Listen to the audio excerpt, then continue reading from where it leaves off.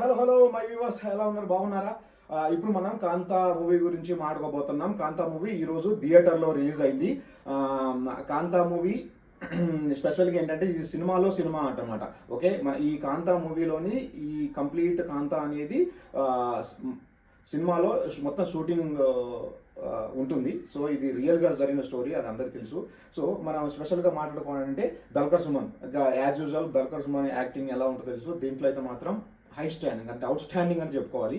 So Dulquer సుమన్తో పాటు heroine Bhonsle and దాంట్లో డైరెక్టర్గా సముద్రకాంత్ చేశాడు. అసలు వీళ్ళు పోటాపోటీగా ఈ ముగ్గురు అయితే పోటాపోటీగా యాక్ట్ చేశారని చెప్పుకోవచ్చు. ఇంకా ఫోర్త్ క్యారెక్టర్ వచ్చేసి మనకు రానా యాక్ట్ చేశాడు.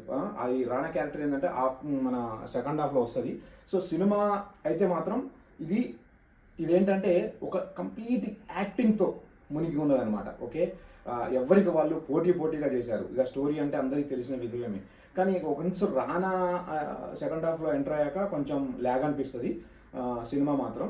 సో బట్ కంప్లీట్ సినిమా వైజ్గా చూసుకుంటే మాత్రం బాగుంది, చూడొచ్చు. థియేటర్కి వెళ్ళి చూసే సినిమా అంటేనే మ్యాక్సిమం థియేటర్కి వెళ్ళి 2.5 hours చూస్తేనే ఒక విధమైన ఫీల్ వస్తుంది నాకు తెలిసి. అయితే అంటే మంచిగా సినిమాలకు మాత్రం ఇంకా మనం ఎక్కడ తేలిపోతాం అనుకోండి. బట్ సినిమా అయితే మాత్రం బాగుంది. ఒక రానా క్యారెక్టర్ మాత్రం అంటే రానా వచ్చినప్పుడు మాత్రం కొంచెం ల్యాగ్ అని నాకు అనిపించింది. ఇంకో విషయం చెప్పాల్సింది ఏంటంటే ఎప్పుడైనా హీరో అనేవాడు జనాలలో తక్కువ ఉండాలి, సినిమాలో ఎక్కువ ఉండాలి. నాకైతే అలా అనిపించింది. ఎందుకంటే మీకు రానాని చూస్తే మాత్రం మీకు అలానే అనిపిస్తుంది. ఎందుకంటే రానా సినిమాల కన్నా జనాల్లో అంటే ఏంటి బయట ఈ టీవీలలో వీటిలలో యాంకర్లు వీటిలలో ఎక్కువ ఉంటాడు.